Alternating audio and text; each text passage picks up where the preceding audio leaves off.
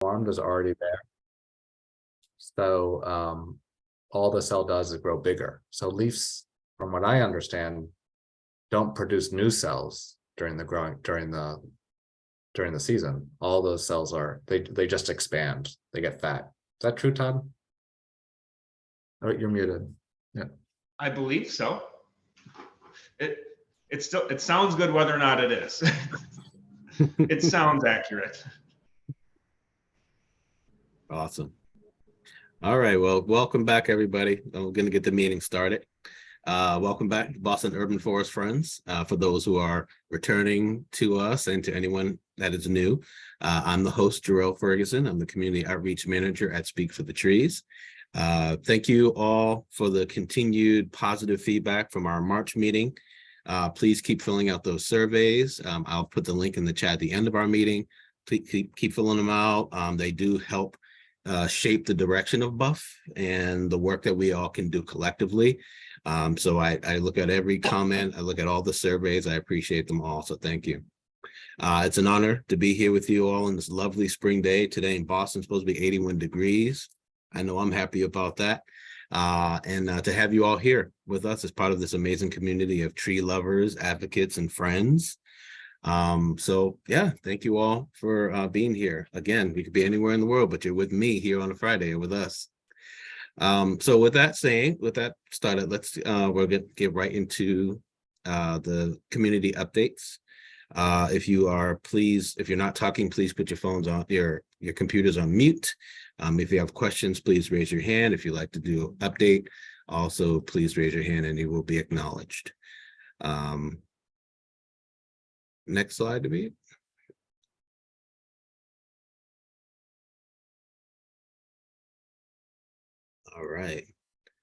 All right, Sarah Freeman, you have your hand up first. Let's hear from you. How are you? Hi, everyone. I'm okay. I feel like I could record my update and just replay it every month. No news on the Shattuck Hospital site, although a bunch of us are continuing to try to talk to city and state decision makers and the public and try to figure out a better outcome than where it appears they're heading. We don't know for sure because they won't share the proposal. So no news there, but I did want to share a timely discovery for any of you who are either parents or have friends or neighbors with children. The JP Library, I picked up a flyer yesterday. They have school vacation programs all week, and on Wednesday at 4, the program is called Kids Club Earth Protectors. And I asked, what does that mean? And the librarian told me they're reading a book called 1 Million Trees, A True Story by Kristen Baluch. I'm not sure how to pronounce her name. I looked it up. I can put a link to it in the chat. It's a real story about a family that spent time planting trees in Canada. They weren't from Canada. I won't take more time on it, but I thought that's very cool that they're doing that. And I presume later today we'll talk about the city stuff happening, like with the ordinance. So I won't talk about that. Thank you. Thank you, Sarah. All right, Alana, you're up next. Good morning. Good morning. I just wanted to give a quick update. So Sarah, I'm just going to talk a little bit about the tree ordinance. So our group, Environmental Health as Wealth Advocacy Coalition, Frank, has taken some time to incorporate the red line version of the tree ordinance with our blue line version, which are some of the revisions that we talked about in a larger community meeting that we had. I know that the group is trying to meet with Councilor Arroyo prior to the 20th. Not sure if that's definitely going to happen. We may spend some time this weekend amongst the smaller group trying to piece that out and figure out, if we're going to send an email and ask for that conversation. And then maybe even circle back to our goals and principles and just highlight like 10 main things that we hope to see within the tree ordinance. So kind of making it very clear for them that these are important to the community and this is what we would like to have incorporated during the working session on the 20th. So like Sarah and people who are part of the group will be, and Celeste will be sending around hopefully some emails at some point to kind of figure out next steps. Thank you. Thank you, Alana. Appreciate that update. Lisa Beatman, you're up next. Good morning. You're on mute. Good morning, everybody. Good Yeah, I didn't put my favorite flowering tree in the chat because they're just all miracles. I call this Miracle Week. It's just a week early or two. So I'm here on behalf of the Crane Ledge Woods Coalition. We're going to do something a little bit different, given that it's budget season and all of the things that we hold near, dear, and care passionately about are, they cost money. And so what do we want the city to spend our tax dollars on? So we are hosting, in partnership with the Hyde Park Community Input Board, a participatory budgeting meeting, Zoom meeting. It's virtual. And it's an open forum. We'll have some information about the Wu administration's participatory budgeting initiative. And we just invite everybody to come and talk about what are your priorities? Parks, green space, basic services, you name it. So I'm dropping the information in the chat. There's a register in advance link. The meeting is going to be held next Thursday on April 20th at 6 p.m. and hope to see you guys there. Thanks. Thank you, Lisa, for your update. Always appreciate it. Ann McHugh, you're up next. Good morning, Ann. You're on mute.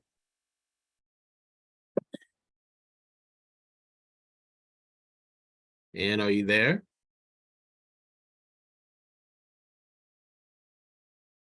All right, we'll come back to you, Ann. I don't know if you're Yes, there. can Oh, you? there you are. can you- Okay. Sorry, morning. everybody. I'm morning. on my phone and I can never figure out how to get the little menu tab to do things on my phone. I just wanted to give an update from a neighboring town. So I, along with some other people here, are members of a statewide network called Trees as a Public Good that stays abreast and shares info about tree preservation efforts going on in communities all over the state. And there is this huge effort going on in Wakefield to preserve I think it's about I think it's more than 15 acres. I can't remember how much. Woodland that with a very tall cliff that is being really about to be construction about to begin to drill into it and do incredible harm to build a new vocational school building for a district vocational school that could be built on lower land that this school owns a very big parcel of wooded land that abuts Breakheart Reservation. And so now the group that's organizing to try to preserve it is holding a few weekly Saturday standouts.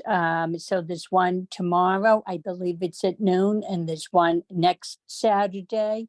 And I'd like to know if I send it forward, Jarell, if you would be willing to share the info with Buff, because it's really a kind of heartbreaking story of really where alternate decisions could have been made and still could be made if people want to step up and be brave mentions from these different community boards, etc. So I just wanted to share that. Thank you, and absolutely, please send it over to me and I'll send it out to the Buff group and, you know, whomever is interested in helping out with that and voicing their opinion. Please feel free to do Thank so. you. Thank you, Ann. And Susan Stamps, you're up next. Good morning. Hi, Jarrell. How are you? Doing Great to well. be Thank you. I'm on the Arlington Tree Committee, and I guess what I wanted to say was that over the last few years, we've gone from feeling that our primary mission, as articulated when our committee was established by the select board, as the care, maintenance, and planting of trees in Arlington and support for the tree warden. We've expanded that mandate.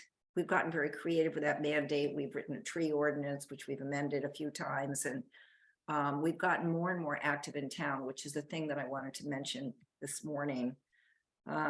Particularly, we've gotten very active concerning two things. One, the discussions around the MBTA zoning requirements, where Arlington is going to be required to zone for the addition of 2,046 new multifamily units.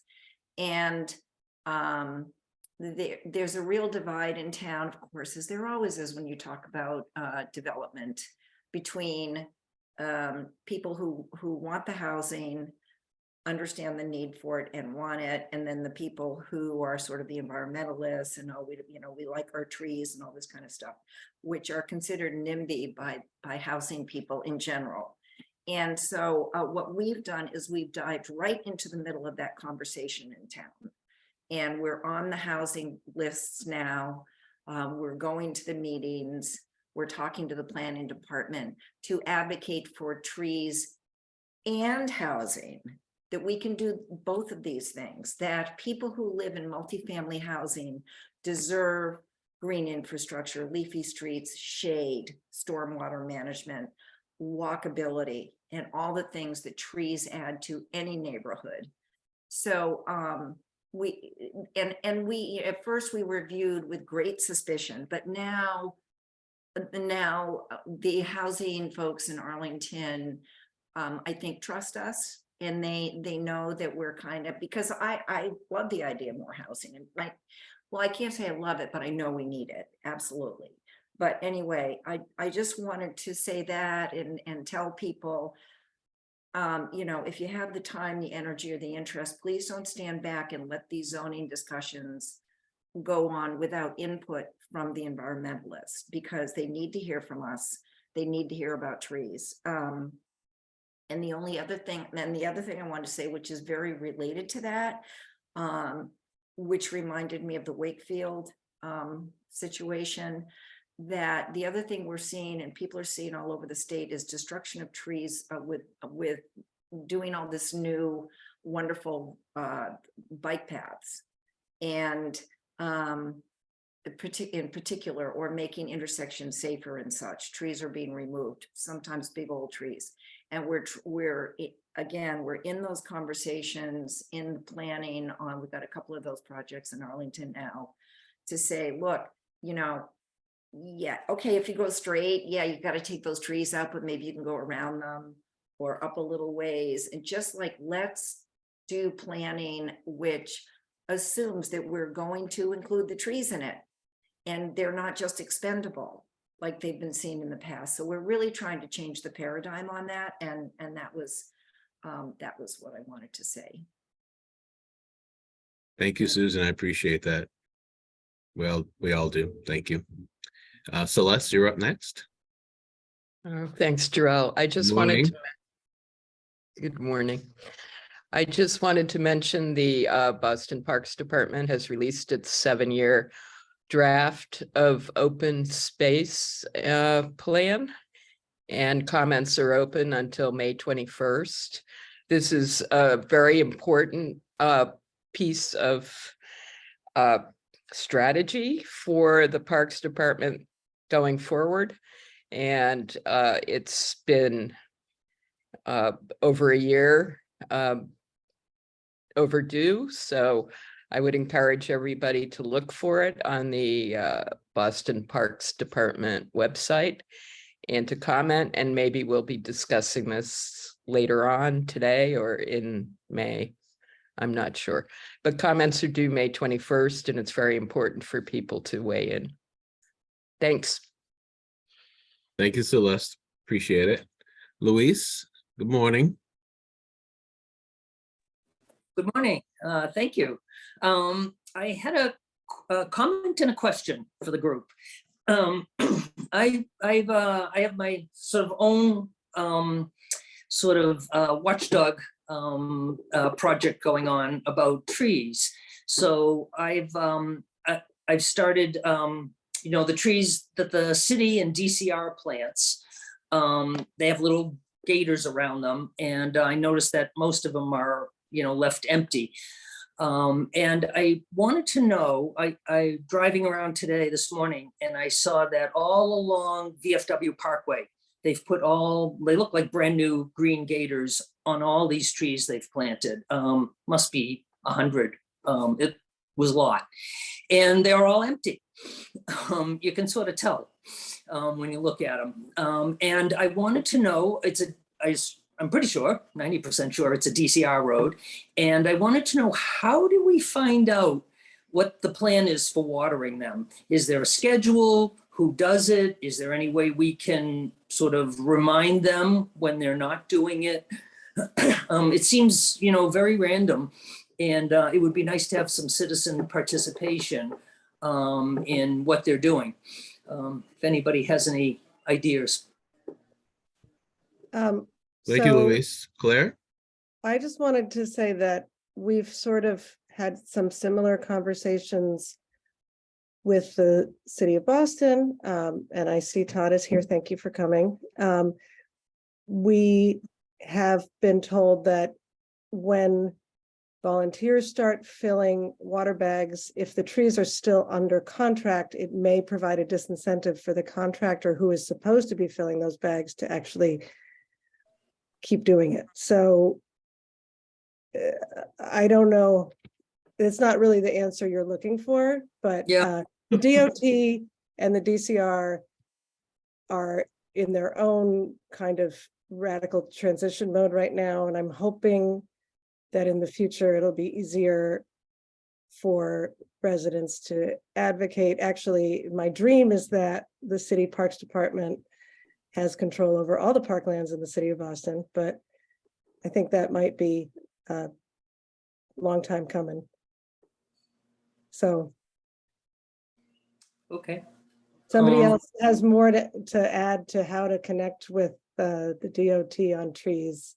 They don't, I've Is it noticed that the trees they DOT or plant don't DCR? tend to survive. Go ahead. Okay. Is it DOT or DCR? I'm not sure of the differences. And I know DCR has a new commissioner.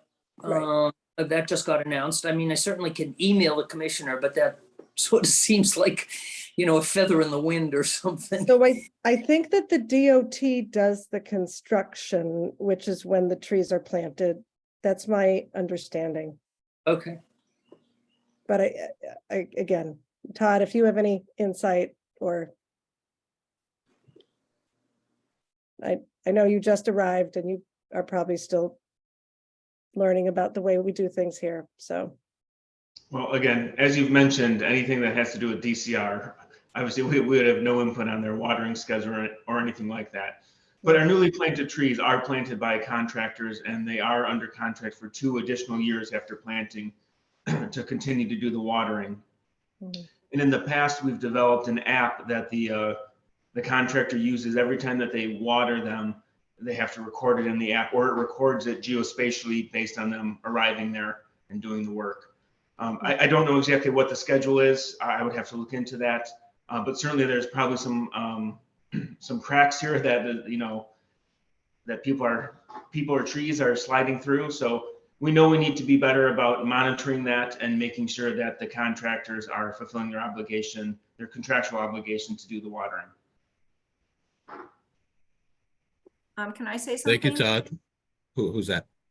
Susan, Oh, Susan? Okay, yes, Um, quickly. Thank you. I have a friend who works is a landscape architect for DOT, Mass Highway, and she talks about this all the time about how the state plants trees and then they die because they don't get watered. And the only thing I can think of right now is to contact your state rep and state senator and complain like hell and insist that they do something, and something might actually happen for those trees. I think it's worth a shot. I will do it. All right, thank you, Susan, and Louise, thank you very much. Erica Holm, you're up next. Good morning. Hey, good morning. Yeah, I was just going to say a little bit about watering with DCR and the jurisdictions. It varies by planting project, so it depends what project the trees were planted on. My experience is mostly down at the Upper Arbor Way, so that was kind of like MBTA, DCR. There's a lot of trees that went in down there, and quite a few got replaced at the end of the summer last year, I want to say. And yeah, there's problems with gator bags being empty. One thing that I would say that I think might be a factor here is that it's really unusual for us to have a stretch of 80-degree days in mid-April, I would say. So I'm out here watering things at the BNC this morning. But if you have 1,000, 2,000, 3,000 trees to water, you may have a large contract if the warranty is expired. I actually have heard DCR has done a pretty good job like updating their tree maintenance manual internally recently. So they're even, I've heard some of them saying they're looking at 3 to 5 years of tree maintenance, but that's maybe not written into the warranties that have been from past projects. So you just have to think about like what planting project is this associated with and who might have been leading on that if you're going to try to kind of talk to those folks. But I would guess that for like this week, if the gator bags are new and they're empty, it's probably because the contract hasn't started yet if those are a new contract for watering. I don't know if that helps or not. But... Well, thank you, Erica. I always appreciate it. Thank you, thank you, thank you. All right, so thank you all for the updates. Put this in the chat. We're gonna move over into our Speak for the Trees updates. That would be David and Claire, I believe.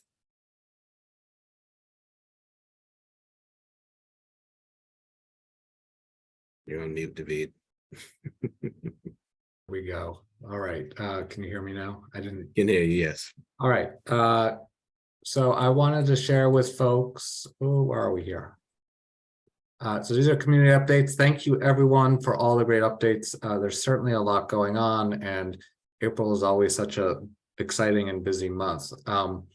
Darrell has placed in the slides here sort of a tasting, I should say, a select tasting of some of the events that we'll be running starting next week in honor of Arbor Week and Arbor Day.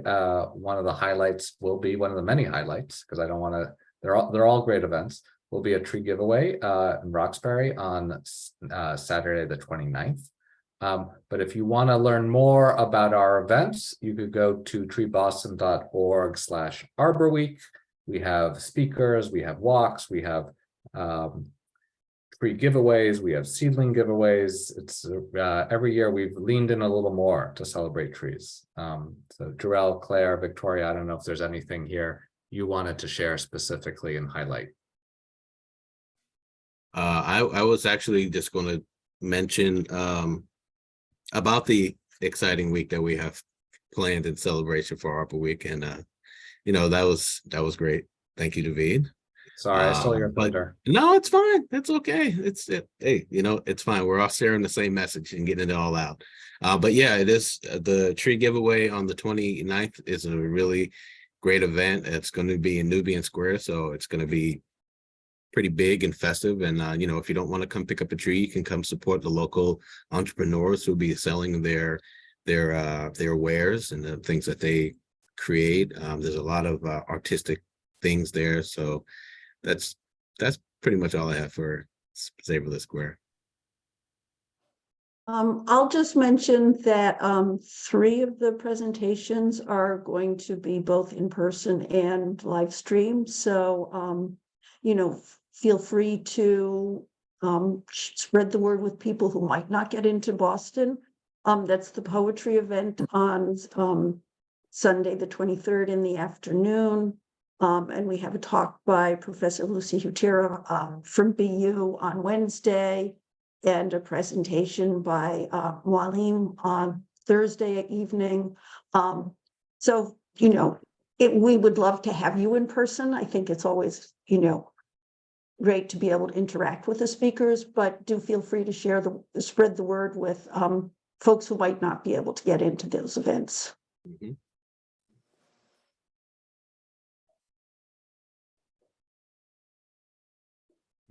Great, All right, thank thank you. you all.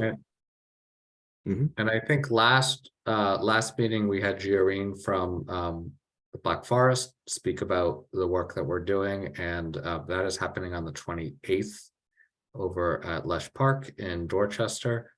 So if you, and Drew, I don't know if we still have that link available for where people can share stories and learn more about that.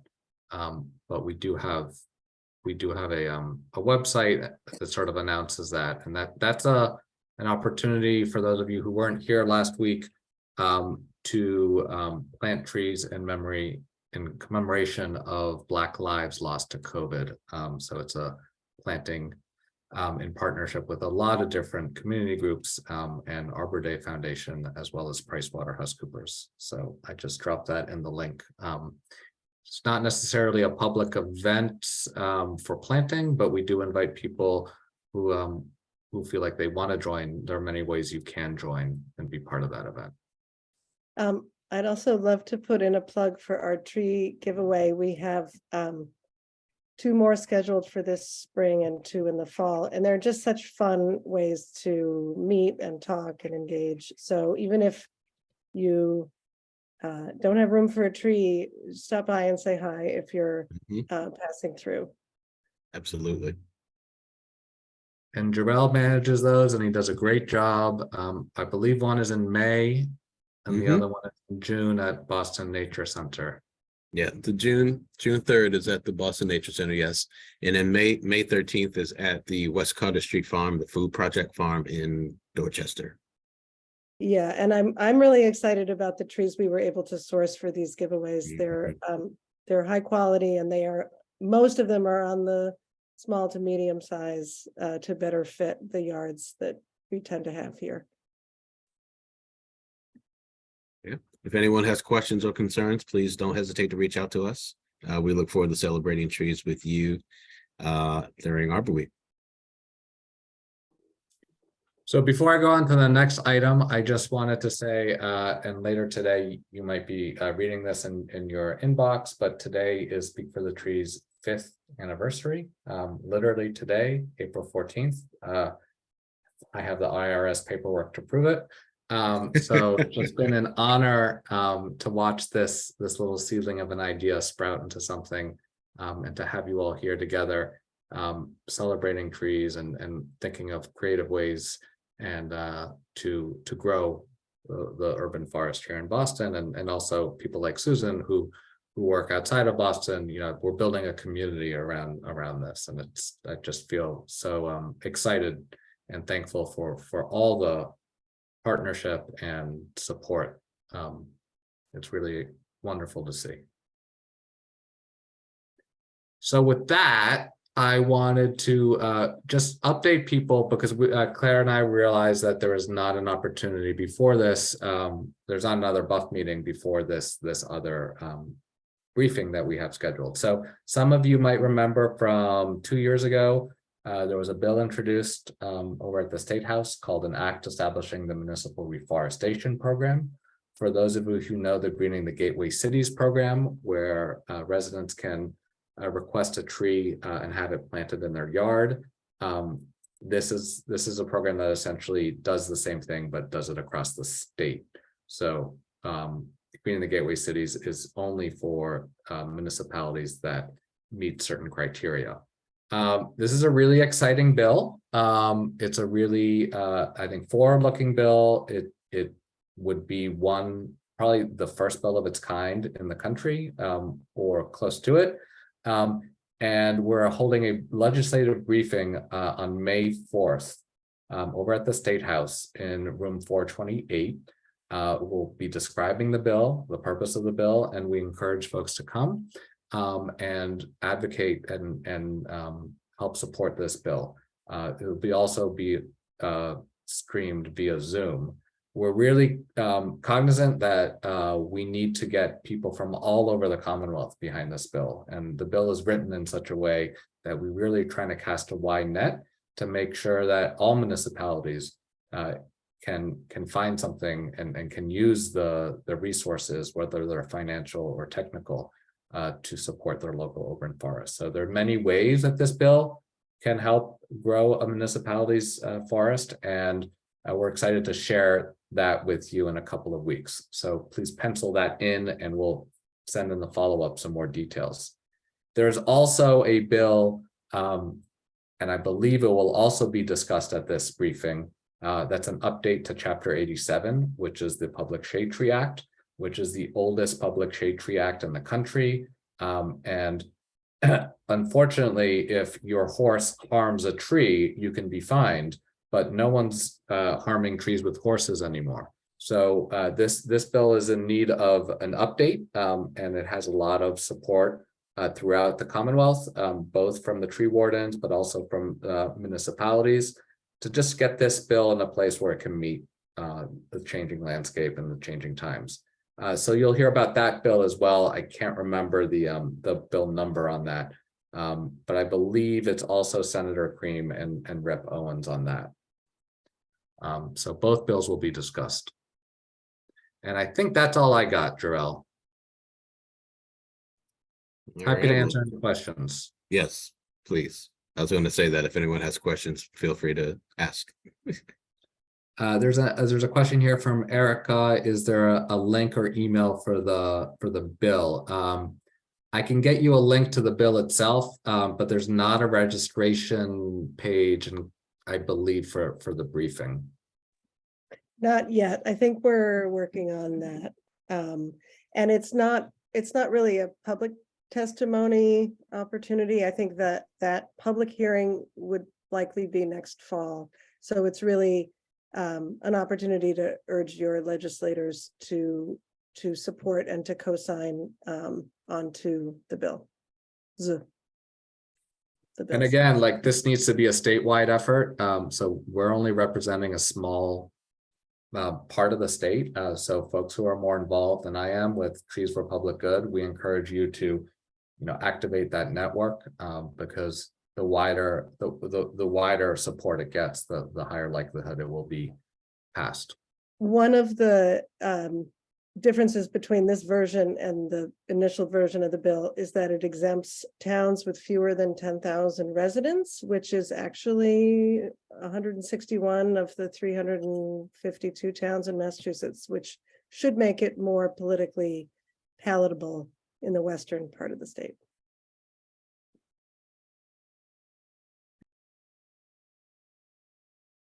Awesome. Thank you, Claire. Thank you, David.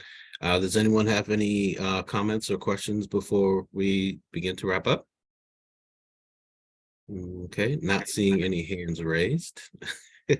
I'm putting the survey link, the Buff survey link in the chat. And yeah, so oh, Ilani. Okay, I see the hand. Go ahead, Ilani. Good morning. Sorry, it took me forever to find the hand. Better late than never. I'm very sorry. Okay. Good morning, everyone. I wanted to ask about the Brook Charter School, their proposal to level the field and put in artificial turf. So Alana has done an amazing job, getting the word out. And this is happening, right in my backyard, because I live in Mattapan, and I'm very concerned about the implications of the artificial turf and what that means for, myself, my son, the children who play in the area and live in Mattapan. And so Alana, I don't know if it makes sense for Alana to just very quickly give a summary of what this proposal is, and the work she's done around that. But I wanted to give an update because through Alana, I went to she told me about a hearing, and I connected with a person at Brook, and will be meeting with that person to, really kind of express to them my concern, about, the tree cost, but, more importantly, the artificial turf and the links to cancer causing, particles, and how we're consuming all of this, and it's getting into our water streams. And so I wanted to, I guess, one, let you know that I will be going to the Brook School to meet with them and talk to them, I guess, on behalf of Mattapan residents and my neighbors. And was wondering if anyone had any thoughts or suggestions as to, how to pursue, or how to have this kind of meeting. Yeah. Alana, are you there? Would you be willing to speak on that some more? Yeah, no, I appreciate Ilani came to one of the Conservation Commission hearings and provided comment there. Been very supportive on this issue, and she reached out and told me she was going to have this conversation. And the only advice I could really give is for them to utilize the spaces that they have, to understand that there's better use for that green space than cutting down the very few trees that we have and installing something that we all know the science has been presented time and time again. It's toxic. I mean, we have the wetlands right there. We have the Canterbury Brook. There are so many areas that will be polluted, and you're talking about the impact to the residents and the people who live here. So if they really want to be good neighbors and they really want to provide a community benefit, that is to work with us to preserve and restore the wetlands, the green space, and to utilize the plenty of underutilized parks that are within very close distance to the school. Because they're not being good neighbors right now. They are shoving a project down our throat that the community has clearly told them since 2020 that we do not want. And it has fallen on deaf ears. And we're going to defend our community in whichever way that looks like. So whether it's legally or whatever, this issue is not going to be dropped. And so hopefully they understand that they need to work with us to create a real benefit for our community and listen to what we're saying and not tell us what we need to accept from them. So that would be my points. But thank you, Ilani. I really appreciate all of your continued support. Thank you, Alana. And if you, and I know you've done, in the past have shared a lot of information about, the scientific, studies that show how toxic these forever particles in the artificial turf has become, and like initiatives to try to outlaw those, I mean, I just don't see the purpose of using forever particles and toxic artificial turf, for the sake of a sports field. You don't need that. But another, at that hearing that Alana referenced, there were some red flags that, when the folks from Brook Charter School, who, by the way, have a whole team of like architects and, designers and this and that, and they even have an arborist. And their claim at that hearing was that the arborist recommended cutting down trees. And it was, and it just so happened when asked to produce the document, they didn't have the report where an arborist was mandating or saying that trees needed to be cut down. And the arborist in question wasn't even at that meeting. They had like 5 or 6 high-level experts, talking, but the one person, but the arborist was MIA. And I think that was one of the reasons why the city, said, well, you'll have to come back, because without this report, without having this person here, we really can't make an informed decision. And the other really major flag for me was that they didn't even address concerns about the forever particles and the environmental impact and the toxicity to the ecosystem, both human and non-human, in the community that it has. Like they didn't address it at all. And it didn't seem to I mean, I don't know about you, but for me, that was very alarming. And so, there's some major red flags there. I thank you, Alana, for bringing this to my attention and to the community at large's attention. I will keep you posted. I think it's April 24th. If anybody would like to join me, they are more than welcome to. I'll just, give them a heads up. But yeah, it's April 24th that I'm having that meeting on site with the chief operating officer, some fancy title like that. Can you hear me? Thank you, Ilani. I have a couple of people who have their hands raised. I don't know how to raise my hand. All right. Okay, well, go ahead, Oliver. Oh, Oliver, thank you. right? How you doing, Yeah, Oliver? I don't know how you know, but it is Oliver. Yeah, there was a artificial grass event going on in Roxbury at the Malcolm X Park, where they cut down a lot of trees to make that park.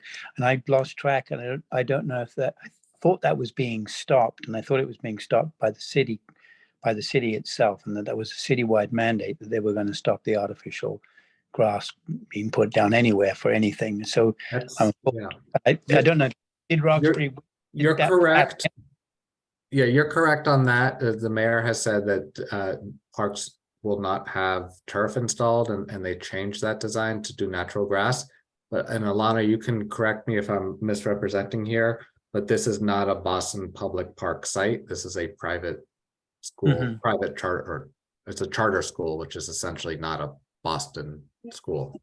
You're right, Dovey, but what I have on that issue is that, so while the land was conveyed to, it's a state-owned land that was conveyed to a private developer, but this parcel is still going through the city permitting process. So for me, if it's going through the city permitting process and the mayor is saying that turf isn't good enough for the city or isn't a healthy option for city residents, it doesn't matter who owns the land. City of Boston residents are going to be impacted. And to Alani's point with the PFAS, so the second hearing that we had at the Conservation Commission, they came with their supplemental information with all outdated information. They had references from 1968, 2015, 2017, when PFAS was not discovered by Dr. Bennett and others until 2019. So how permanent decisions impacting our community are being made on outdated, irrelevant information is horrific. The city and the state are failing us on so many levels when they are in position to protect our communities, and they either ignore the science or just act like it doesn't matter when it comes to certain populations, and that is unacceptable on every level. Thank you, Alana. Yeah. Anne, you had your hand up for a while. Go ahead. Anne McHugh. Thank you, Val. So I had now a couple of comments on this. I went to the first Conservation Commission hearing about the Mattapan Brook School. I didn't go to the second one.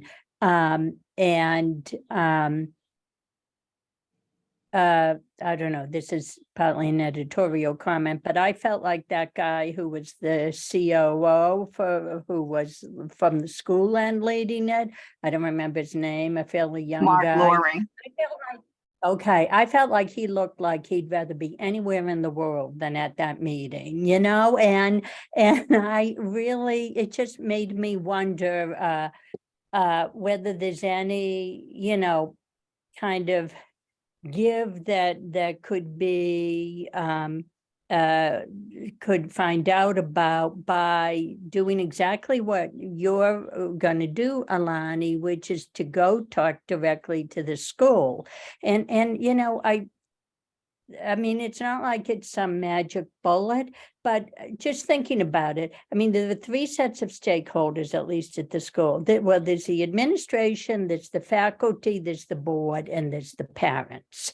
And I did hear that some parents, I guess, spoke at, I think, Alana, you said it was the that other commission or board that works on like the whole disposition of that former Boston State Hospital land, and some parents spoke in favor. But you know, Helani and Alana, I mean, you've been incredibly articulate spokespeople for, you know, the health of children, the health of your children, the health of neighboring children, the health of children. You know, this is a school, a very good school that, and is that point really being made to all the stakeholders across the spectrum of school constituency, and are they getting factual information? And, you know, so that's a question I would ask the COO, and if there are ways to communicate directly to these constituencies that they would open up. And then I would bring, you know, fact sheets, both about the impact of the PFAS and actually other aspects of artificial turf, but also about alternatives. And that Institute on Toxic Substances at UMass Lowell, the acronym for it is TURI, TURI. They have fact sheets for schools and municipalities about alternatives to artificial turf. I mean, obviously natural turf, but how really the cost effectiveness, the maintenance of it, things like that. So I think bringing some facts in with some alternative strategies is a way to do it. You know, a first step. The last thing I just wanted to say is this thing about the mayor and artificial turf in the city. I had a several-part email conversation last month with two different folks from the Parks Department. One was Lisa Meyer, who's the chief landscape architect, but then she sent me over to the head of capital planning, whose name I can't remember. And they did not definitively say that there is a policy that the city is not doing this. So this would be on city land, which is not the Brook land. But and they said they have no plans to do it now, but they still are planning to replace current artificial turf fields with, as you know, they wear out, with artificial turf, and that they test everything for PFAS, and or they require the installer to.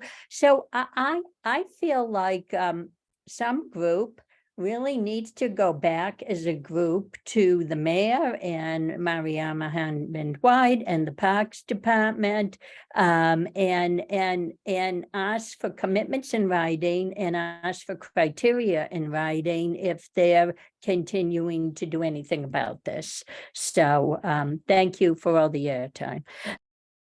Thank you, Ann. Susan? Hi, thanks. I just quickly wanted to say, Helani, awesome organizing, being concerned, speaking up. Thank you. I put in the chat, we were going through the same thing in Arlington, and we have a warrant article at town meeting to put a 3-year moratorium on artificial turf while we kind of step back and take a better look. There's been there's been a huge amount of public outreach on the part of to educate the community here in Arlington about what has been discovered at UMass Lowell and every other places about artificial turf, and not only the toxic chemicals, but also the little tiny plastic bits which get into the soil, which get into the bugs and the butterflies and the rabbits, etc. We've had several forums. The Conservation Commission is actually here, is all over it. The chair of the Concom on her own has objected to it. So they had and so there's a couple of artificial turf fields. We have a warrant article, and they want to so there's a lot of activity around it. And what I have discovered is that I think one of your single biggest weapons is going to be finding ways to get out information about artificial turf into the public. Because if people don't know, they're not going to speak up. And the local boards are well-meaning, but you know, the paradigm changes. Like one day it's okay, and then gradually it's like it's not okay. So they need to hear from people, and the only way they're going to hear from people is to educate. And so whatever tools that you have to get the word out, whether it's through Facebook, local press, anything, just keep at it, and you will win on this. That was what I wanted to say. So keep it up, Hilani. Thank you, Susan. Sarah, we have a little bit of time left. Like to make a comment? Yes, I've been at several of the Concom meetings where artificial turf has come up, and I love Susan's optimistic last statement that, you know, education will prevail. I'm not sure, I'm usually an optimist, but I'm not so optimistic about this. And one example, even though Oliver, I was at an event with you at Malcolm X, the city did say that that particular field would not be artificial. And then there was a statement, someone correct me if I'm wrong, that the city prefers natural fields when possible. And at a Concom hearing for Charlestown High School, whose field is located right by the little Mystic River, I think that's what they call it, a branch of the Mystic River, they still approved turf. And I questioned, well, what does the when possible mean? Like, why would it not be possible here? And their answer was that it's so heavily used that a natural field would never survive. So that's exhibit A. And then a second example, I'm not looking for these conversations, but on Easter, I was at a dear friend's house, and her daughter mentioned that, oh, their town, she has a 8th grade-ish daughter who plays soccer, in Wenham, and they have to travel to play on a turf field. Their town just voted in replacing their natural field with turf so that they won't have to travel. And their rationale, or her rationale, to support it was that the natural field is in such disrepair, other teams refuse to play there. And so in a way, we're kind of victims of poor maintenance. And I think there's an illusion that the turf doesn't require maintenance. And really, it's supposed to. I mean, it's pretty gross if you think about Gatorade and blood from the wounds and bird poop and who knows what is, is on that surface. If they don't maintain it, it's pretty gross pretty quickly. I won't go on and on, but just saying I've been hit over the head with some unfortunate examples lately. Thank you, Sarah. Appreciate it. This is a on and long going conversation. Tyler Simmons, you said you was driving for the first part of the meeting. I'm sorry. Oh, I'm sorry. Okay, I thought it was a question. All right, thank you. Thank you, Tyler. Good. I think we need a working group that speaks for the grass. Yes. Speaks for the grass. But that might be a little confusing in this environment when we say speaks for the grass. So Yeah, maybe someone has. we also have to make sure we engage with the youth sports community. so that we don't get, the same way it's trees versus housing and it's trees, turf versus children and healthy exercise. We had I think, I'd like to think that people who are installing turf are installing it for reasons that are important to them and their community, right? And how they define community as the students at their school or the folks in their neighborhood who want access to playing fields. And they're not bad people who want to pollute the environment. They just have different priorities, and we need to think of a way to bridge that gap. And part of that is encouraging the city to invest more in better maintenance of the fields we have. It's also a maintenance issue. So I think it's like everything is complicated, right? And I appreciate all the amazing work that Alana and Alani and others have done to raise awareness about this. When I first heard from that doctor, whose name escapes me, I was pretty shocked. So Dr. Bennett, Yeah. Dr. Kyla Bennett. Yeah, she's awesome. she's amazing. Very knowledgeable. Yeah. Yeah. Well, I'm mindful that it is high noon. Yes, it is. So, Jarrell, will you, as they say, take us home? Let me see. I if would. can- You want to share that last slide, David, so everybody I, can s- see. I saw it. I wasn't expecting it. I know. I just whipped it up for us. All right. So this is if you have a chance, Jarrell did drop this in the chat link. Yes. Thank you. Mhm. And last slide here. There we are. Thank you all so much for being here. Greatly appreciate it. Thank you for all your comments and questions. And we will see you at our next Buff meeting, which is May 12th, 2023. So thank you and happy 5 years to Speak for the Trees. Thank you. Awesome. Congrats, guys. Thank you. Bye, everyone. Thanks so Thank much. you. Bye-bye, Thanks, everybody. bye. Congratulations, Speak for the Trees. Thank you. Talk to you soon. Bye-bye. Bye.